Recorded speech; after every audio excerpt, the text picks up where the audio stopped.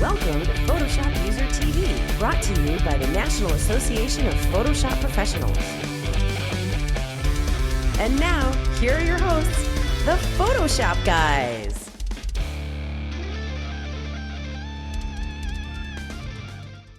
Well, hi everyone, welcome back to Photoshop User TV. I am Corey Barker, and I'm joined today by Mr. Pete Collins. Pete, welcome. Hey, how's it going? We missed the last episode. I know, I was having my head examined. Yes, it actually literally was. It was. And they didn't find anything. No. Lack of evidence. So. Well, the search continues. Okay, so you're back, and we are brought to you by the fine folks at the National Association of Photoshop Professionals, who bring you Photoshop User Magazine, the there we go. spectacularly retro episode or issue we have out right now. Yep. Very cool. You got a feature in there, don't you?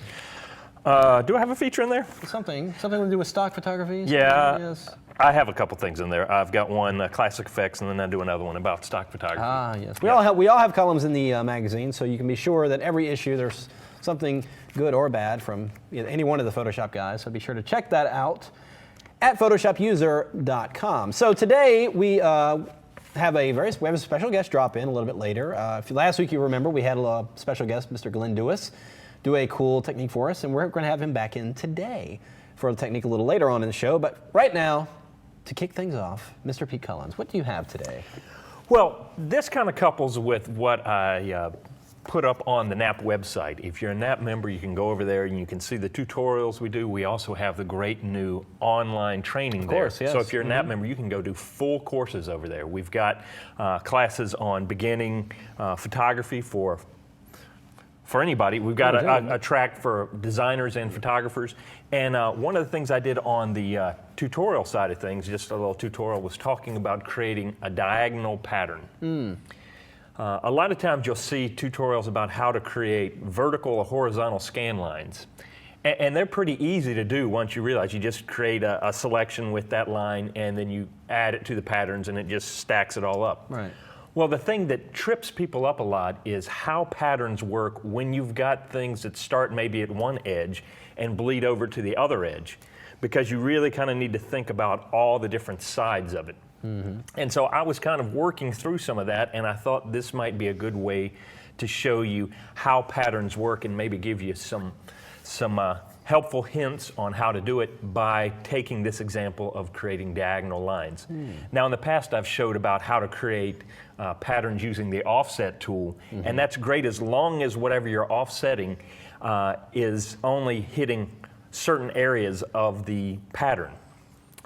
It's probably easier to demonstrate than try to spell it out for you. So let's just jump into my computer, because once again, I'm dealing with head trauma, and that's just my life hitting me. All right. It'll come around. Yeah. Okay, so what we're going to do is, the first thing I do whenever I'm creating a pattern is I go create a new document. And this one, what I've done is, if we look at the image size, is just simply 2 inches by 2 inches square and a resolution of 300. And I always want to pay attention to that, because I'm going to use those as guides for me. What I do is I hit Command or Control R, and you'll see it pops up the ruler. And what I'm going to do now is I am going to, if I go to View, make sure that I have Snap on, because now as I drag my guideline across, it's going to get to the center, and it's going to kind of grab right there. It's going to snap into that center position, and I'm going to do the same thing coming down. Okay, and what that's going to do is that's going to give me my exact center point. Now this is not exactly necessary for this, but I use it for kind of a visual guideline of what's going on. I'll bring this up so you can see it a little bit better. Now, when I first started this, I thought, okay, well, this is going to be easy. If I want a diagonal line, I just come along. I'm going to make a selection, fill it with black using the shortcut Option and Delete. And now all I've got to do is deselect, Command or Control T. Oh, I put that. Do you ever do that? I never do that. I never forget to make that new layer. I never forget to make that new layer. Always create the new blank layer. All right, I created a new blank layer. I filled it on that layer. Now when I do Command or Control T, I can just take this and spin this.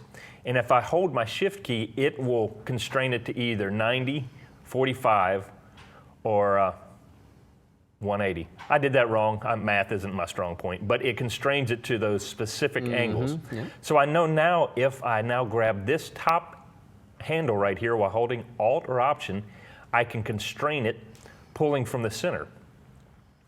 And so that looks pretty good. It looks like I have made a nice, even diagonal line. Should work out perfectly well. So if I do Command or Control A, let's not do that. Let's do Command A, and now I'm going to do Edit, Define Pattern. We're laughing because our cameraman is having a small epileptic seizure over there trying not to cough. You're all right over there. You gonna be okay? Okay, sorry about that. You know us, and we're easily distracted, so if... Well, see, while y'all are entertained by us, we're entertained by the crew. And right now, he's having a fit over there. You okay over there? All right. Okay. So now what I've done is, the whole reason why I want to do this, I want to create a pattern that I can use over and over again, and I can scale it. Because what's going to happen is, I'm over here and I've just got a regular piece of paper size, 8.5 by 11, set to pattern overlay. Of course, it's those wonderful bubbles. What I want to be able to do is use Why that is that pattern. the default? I don't know. I don't get that. I don't know. Yeah. I need to change that just by changing it here. I'm going to do that right now. I'm going to change it to that one because I use that one a lot more. Yes, that's a good Now tip right there on that's my itself. default If you're right sick there. of the defaults of your layer styles, you can make There you a go. new default. That's a good thing. Goodbye bubbles. Yeah. And so the last pattern is that one that I just made. And here's the problem. It seems like it should have worked, that diagonal line should have worked, but what we forget is that it's got to be involved on all 4 sides. And what I did is I actually used this as a visual reminder. Let's say this little area here, the center box is what pattern I'm creating, the sort of the template. Well, it's going to tile that over and over again so that it matches all the sides of that box. Right.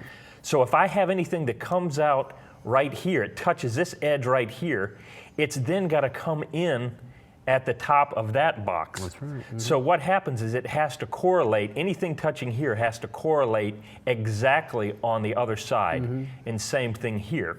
So if we go back to this one, what's happening is it's leaving right here, but there's nothing to correspond with it right here. Right, because it tiles into that. It black tiles area. in over here. Yeah, So we have to go, okay, well, what can I do to make sure these match up? Well, once again, if you start pulling your guides out, I put that right where it leaves. As you see, it's leaving this line. I think of it as leaving the edge right there.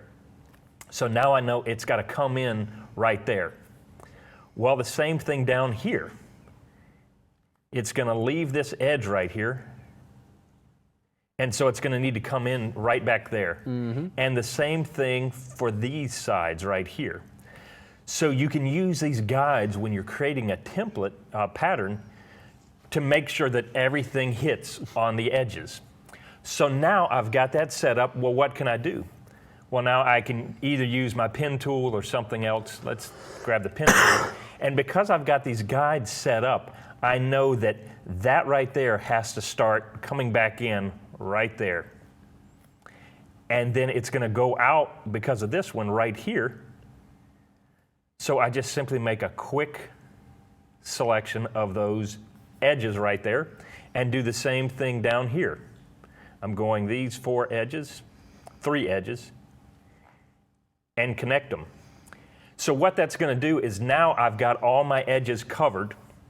And actually, let me back up for a second. Here's a little tip for you. Even though I don't have anything going on the edge, I'm going to bring these guides, because otherwise, even when I'm putting those points in there, they were off just slightly. Use these guides to help you work They more snap to efficiently. those guides, They're going to yeah. make sure to snap to those edges, because if you had looked closely, if I had zoomed in, my little points were just off. Now I can really confidently make sure I hit that point, and now it's going to lock right there, so I have complete coverage of that corner. And same thing right over here. All right, now I right-click, and I'm going to say Fill Path, and I'm going to do it with a foreground color. And now I get rid of my guides. This should work out. I'm going to clear my guides. Well, and you can see I've got just a little bit of an edge there. Hopefully that's just I hope it's just a frame of it. Oh, because I probably got that set up. But now I'm going to hit Command A, define pattern, and I hit OK. Now let's go back over to the other page and see how we did. Let's turn this off. And now pattern overlay, I double click on it and I go choose that last one. And I just missed slightly. I'd have to tweak it just slightly, and that's a real easy fix. But you can see how it's now tiling.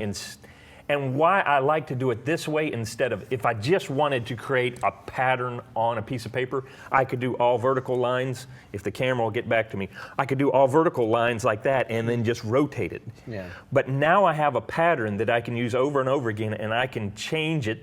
And this is what I like here, is the scaling of it. Yeah, that's the way I do it too. Now I have complete control over how it's going to look, and I can use it again. And that's why I would go through the steps of doing this, to create the scalable pattern for it. And then I say, okay. That's going to help you understand when you're trying to create any kind of pattern, is if you can think, if you have to pull up something like this and really draw it out and figure out how it's going to work out, to kind of get your mind around it. But if you will use your guides and make sure everything that goes out of one side comes in on the other side, that's how you're going to be able to build even more intricate patterns that you couldn't do before. And that's kind of my little tip for today. I love it, because even in the end, you save the patterns in there and you can use them. That's what's cool about it, is that you don't have to go through this process every time. You define it, it lives in Photoshop until you delete it, so you can use it at any time. I love that. And see, part of the thing is with Photoshop, if something doesn't work right the first time, like as soon as I did that first pattern with the one diagonal, thought it should work and it didn't, my tendency, and a lot of people's tendency I know, is to quit. Go, oh, I'm doing something wrong. Take time to maybe hash it out, figure out what's wrong, and it will give you even more insight into how Photoshop works, and you'll conquer something you feel even better about Photoshop afterwards. You know what it makes me think of, and I actually used it, but it's not available in Photoshop anymore, is the Pattern Maker. Yep. I actually used it quite a bit. I mean, it was you were like 3 people. It was like not very user-friendly. It took a while to actually figure out how it actually worked, but that's when a lot of people couldn't really get around that. But I actually found it pretty useful. So. Well, and patterns are a great design tool for designers, and even photographers. If you want to be able to create something to put backdrop on your pictures or whatever, being able to work and develop your own patterns is great, because then it's something specific that you've made that nobody else has. Indeed. Okay. Let's take a quick break. We're going to come right back. I've got a little 3D trick, and then we're going to have, of course, a special guest tutorial with Mr. Glyn Dewis. So stay with us. We'll be right back.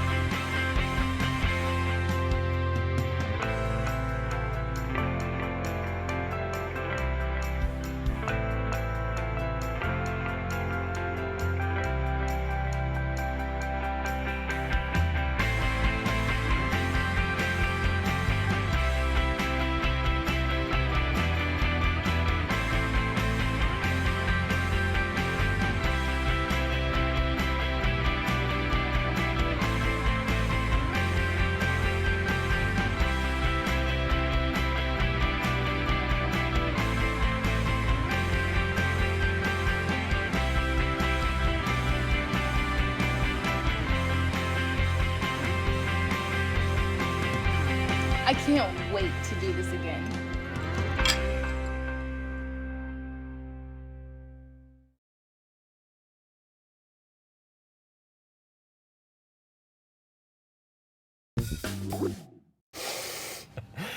Hey guys, welcome back to Photoshop User TV. I'm Pete Collins and this is Corey Barker. Hello. And Corey, you have something fabulous for us that involves, shockingly, 3D, don't you? Shockingly, yes, it does. Just want to show you, I have a lot of people asking me, I really want to start playing with 3D, what can I do? And that's the key word there is play. Don't go and try and find tutorials, and especially don't go and try and play around with it in the middle of a project. You get a project and you think, oh, I'm going to try some 3D in this new project I'm working on. You've never played with 3D, you're going to be frustrated to no end. So again, the key word is play. And one of the things I often tell people, especially with the fun you can have with text, is just play around with 3D text and just see what 3D can do. So I've got a text layer here, and I've just got the word tunes, I was just thinking. Which is snoot backwards. Sorry. Thank you, Pete. Anyway. I'm here all day. Tip your waitress. Okay. So now I'm going to go to 3D and just go ahead and just make a new 3D extrusion from selected layer. Now what's going to happen is, now that we have live shadows and such inside of Photoshop, we can actually move this around. You can see that thing sitting on its surface. Now what I can do, I'm going to go ahead and turn on my ground plane so I can see the surface that it's sitting on. So that's pretty cool. So I'm sorry, can you go back, show them where that is? Because I keep forgetting it and I have to keep going back up there. how to convert it to 3D? No, just the ground plane. The ground plane, that would be under the View menu. Okay. It's not under 3D. I know that would be your assumption, but under View, under Show, 3D ground plane right here. So you can see it sitting on that surface, and that gives me a guide as to what's going on here. So one of the things you can do is, of course, use the 3D tools, and I'm just going to click on the object and select it, and you'll get this little axis widget here, and that allows you to move the text back and forth. You can actually highlight over certain tools on it and actually move the text around. Notice how it's keeping it on the surface. Now, one of the things I like to do with text, let me actually just kind of rotate this. So I'm rotating my camera view, you'll notice. That allows me to move around the object as if I'm in a plane flying over and just seeing the object. That's the difference between moving the camera view and the object view. If I just click on the object itself and click and drag around, notice the ground plane is not moving, and I'm just moving around the text. So let's play around with the different objects. Now, the reason why I like to play with text is that because when you convert it to 3D like it is, you can go in here and modify certain properties. If I go in here into the 3D menu or 3D panel and select the tunes text there, I can increase or decrease the depth of the extrusion.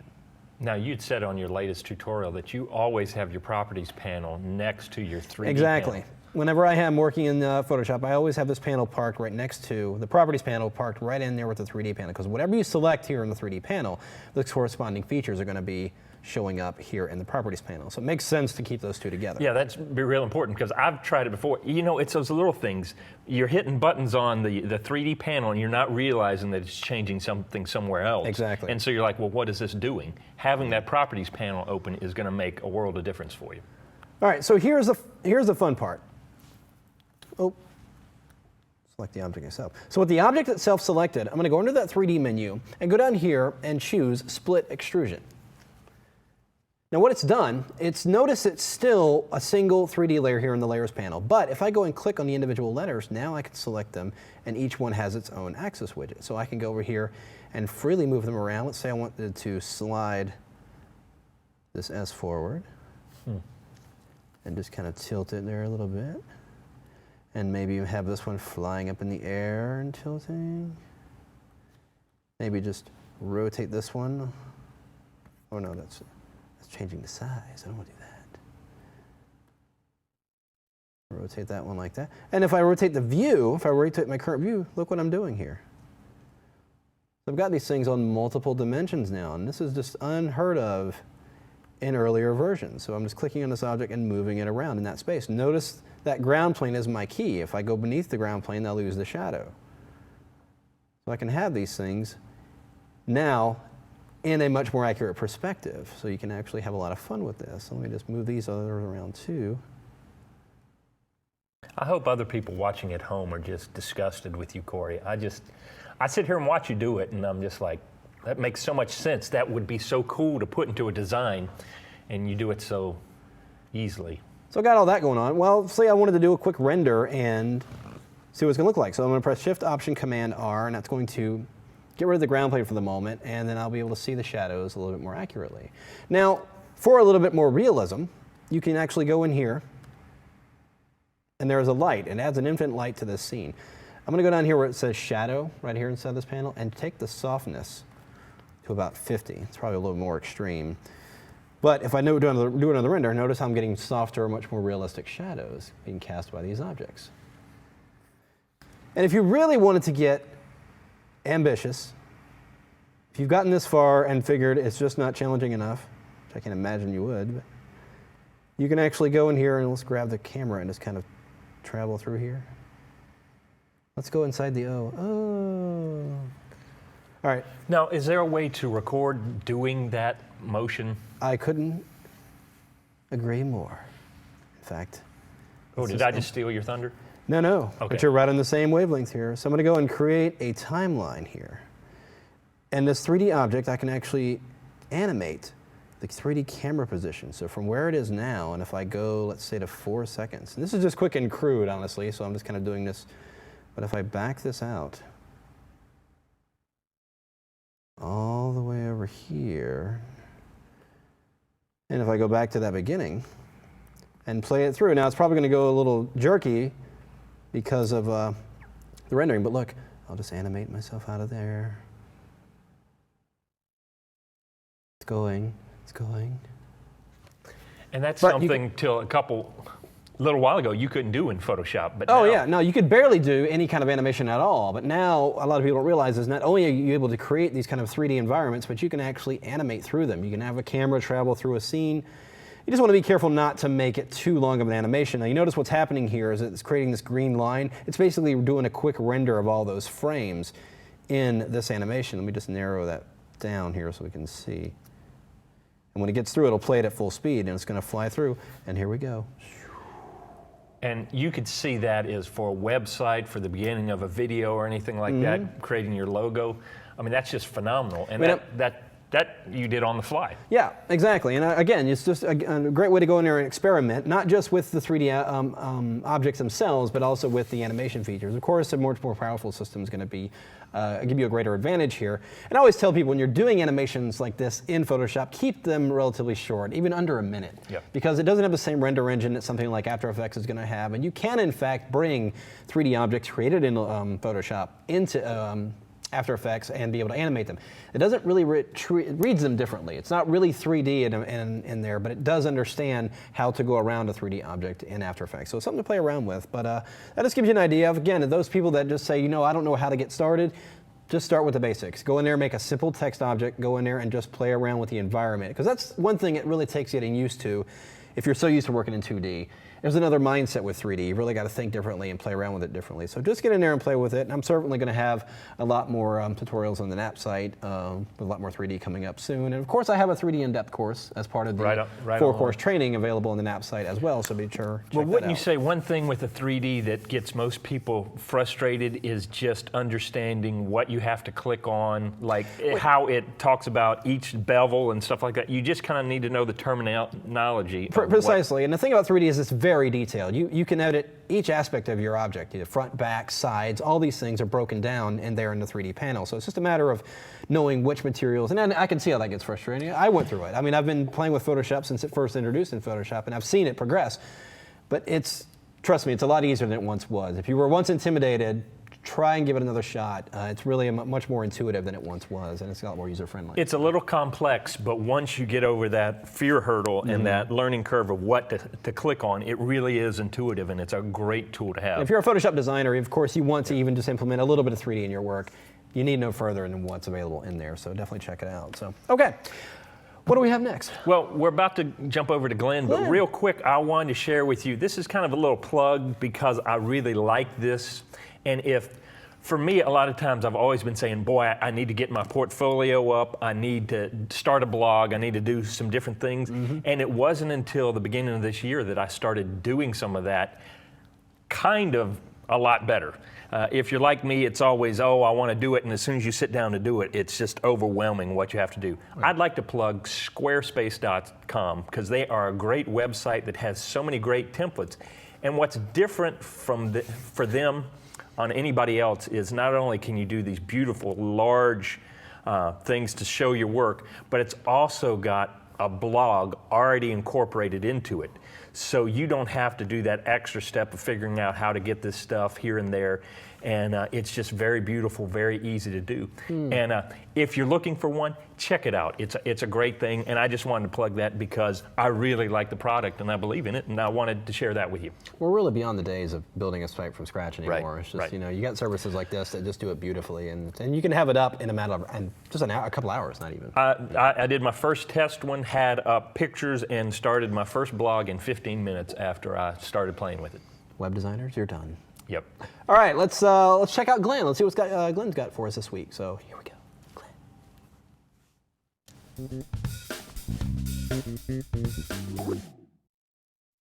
Well, hi everyone, Corey here, back in the studio with Special Agent 00 Glyn from England.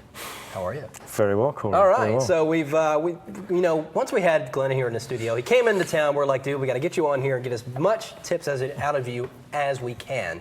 So we brought him back in here to show us yet another cool thing. So before we do that, how you been?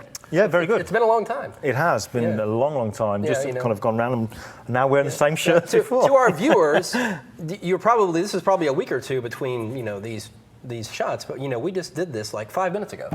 So it's, you know, so we're just kind of doing our own thing. You know, we actually did laundry and everything like that and wore the same clothes because we love these clothes. Anyway, so what have you got for us today? I know you got another cool trick. I'm looking at a very cool shot right here. He's a very cool guy. Right, this is just a very, very quick tip for cleaning up your images. Okay, every now and again I will do a photo shoot on a white seamless. And everything seems to go well. And then when you got the picture back in the computer, and it's then, especially now I've got this D800, that you notice all this stuff on the picture. So I tended to find before Sometimes too much detail comes out. Way too much detail and way too big a file size. What I was finding before was I was spending more time cleaning my picture than I was actually retouching the person in the picture. And the kind of stuff I'm on about is this kind of I don't know what you're going to call it, gunk. Maybe all these little bits here, which is it could be all kinds. Schmutz on the floor. Schmutz. Okay, this could be all kinds of things. You know, we've got a really supposedly clean white floor, and this could come from scuff marks from your shoes. It can be all kinds of things, and it can be sometimes really, really laborious and kind of like time-consuming to clean it up. Now, what I used to do with something like this was I would just maybe duplicate the layer.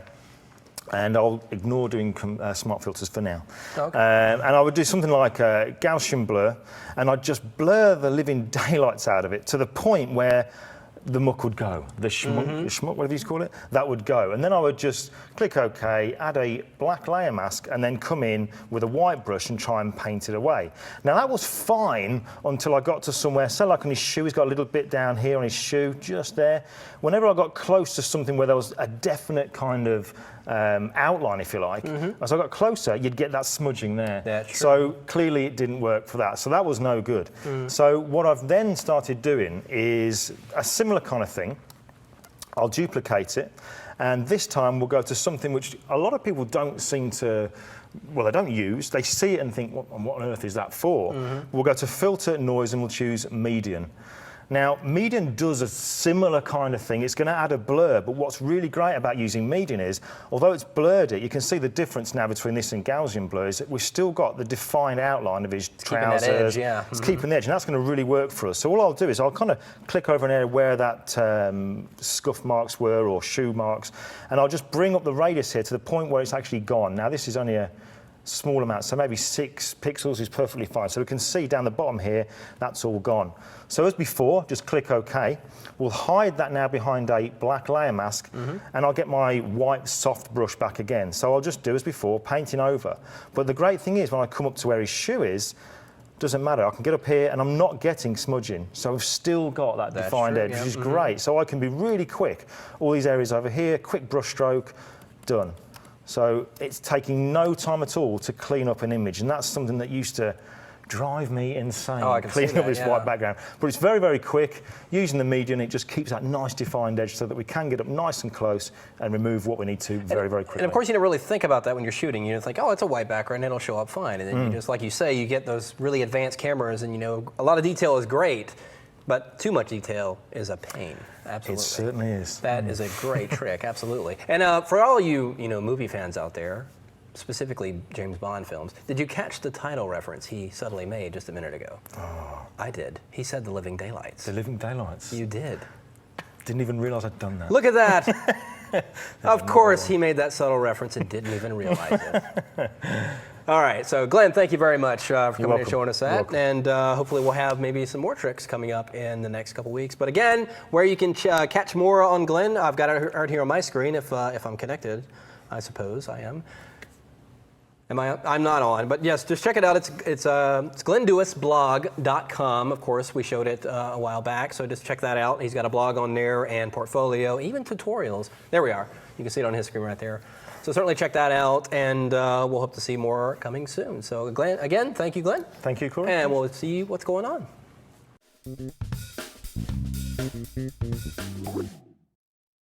Yeah, but he said he put cheese on it. And that's what makes it so special. Yeah, but it smelled funny Genius, too. genius. It's very Anyway, Gouda. oh, we're back. So that was Glyn. That was bad. No, we really were paying attention to Glyn. We love Glyn. He is one of our mates. You know, we got to pick up the lingo from across the pond. Of course, He's one of our mates. We love him to death, and hopefully you got a lot out of that. Fine, man. He's got courses on Kelby training, and naturally, he's going to be at Photoshop World. Photoshop World Orlando. He's going to be with He's us. going to be doing a pre-con with Mr. Kluskowski, so be sure to check that out at photoshopworld.com. So we are going to take another break. We're going to come right back here, and we got a couple things to give away. I've got some prizes down here. I'm going to sift through, and then we'll be back. And stay with us. See you in a bit.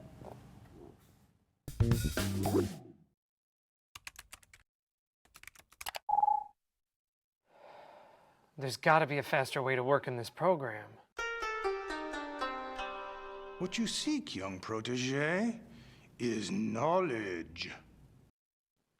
Yeah. That's cool and all, but could you actually just give me some shortcuts for this program? Oh. Well, if that is all you seek, then you seek the wisdom of my fearless five. The shortcut, sumo ninjas!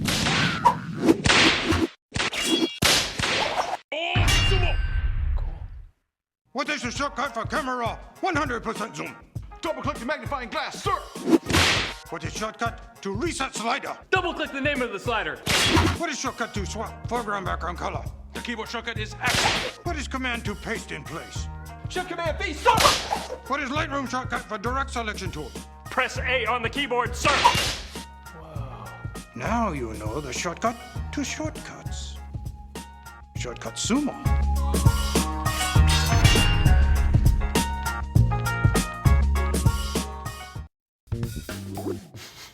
Well, all I've got to say is I look mighty hot in that outfit in that ad. Oh, just love Yes. that sumo ad. That's the shortcut. Honestly, we watched that like, I don't know, each like a dozen times before it went to air because it was too fun. You should see the outtakes. Oh, the stuff awesome. that didn't make it in the ad, We need to create a DVD just on that. it's painful. The sad thing is it probably outsell all the other DVDs. Yeah, that's probably the case. Anyway, all right, so we have a couple things to give away. What do we have first? We have this fine DVD. Well, Corey, that's right. It's Tack Sharp. By Mr. Matt Kluskowski. Matt K. And it's sharpening in Adobe Photoshop CS5 and Lightroom 3. And the nice thing is this stuff will carry over in CS6. It's for the probably most every part. bit as relevant in Yep. CS6. Yes. But Matt does a great job. If you want to know more about how to sharpen, it's a great class. he does that class at Photoshop World. It's a big hit. Yeah, it's always a big sell. Tack Sharp. Tack Sharp. And And your camera loves you. learn to love it back. Learn to Learn love to it back. heart it back. Yes. And it's a great book talking about just not being afraid and experimenting and having a great time. And I'm hopefully going to say her name right, Kara Plakanik. Plakanik. We'll go with something like that. So it's an but inspirational anyway, book. Really gives you fun book. We're going to give that along with the Tack Sharp. And How do they do it, Corey? you How go do they win it? to kelbytv.com/PhotoshopUserTV. Go to this episode, which is episode 332. I'm correct, I believe. And just leave us a comment, a question, just whatever. You want to see something on the show, you don't want to see something on the show, by all means tell us. We pick the winners at random, so don't stress yourself out. So just don't leave any negative comments. We have very low self-esteem and we will fall to pieces. So please issues. help us to help you. No. All right, so that's it. So we do want to thank you guys for joining us. Pete, glad you could make it today. Yep. So he did come in late from the doctor, but he's made it, and we're all good to go. I'm vertical, so that's good. Again, thank you. And again, thank you to Mr. Glyn Dewis for joining us, or dropping in. Actually, he was here just a few weeks ago. We recorded those beforehand.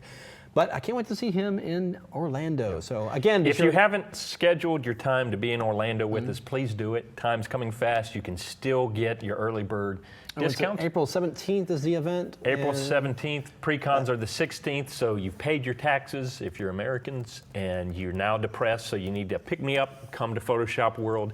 It's going to be an awesome time in Orlando. And the early bird, yes, to mention, if you sign up early, you can actually get $100 off the full registration. It's sign up by March 15th, and you can get that $100 off. That's a huge savings that you can use to go out and party with us there in Orlando, because we always go to some strange place. You know. And NAP members get a discount. If you're not a NAP member, this is a great time to join with these new online classes. We've got hours and hours of classes. Absolutely, yes. I go through every tool in the toolbar. We go through paintbrushes, 3D, photography. We cover basically stripped everything. down Photoshop and really just kind of rebuilt it from the ground up. So it's a really a lot of great stuff in there. In addition to all the great tutorials that are there already. And you can see it right here. We've got a whole thing, just online classes. You click on it. Yeah, you'll get started out. We've got all these basics for designers, basic for photographers, and here we've got part 1, 2, and 3 of Scott Kelby's retouching classes, and it's just a fabulous resource to have. So if you're not a NAP member, that alone should be worth it. Not to mention the magazine, the discounts, all the things that, it's one of the best values out there, and I'm not saying that because I'm on this side of the desk. I believe that before I even we still came on wholeheartedly staff. believe that. All this additional value and the price hasn't changed, so it's just we don't know why. You're not here. Crazy. Join us. Join us. Middle is the fun. Okay, let's wrap things up. Yep. Take care, and we will see you next time here on Photoshop User TV. Bye-bye. Bye, guys.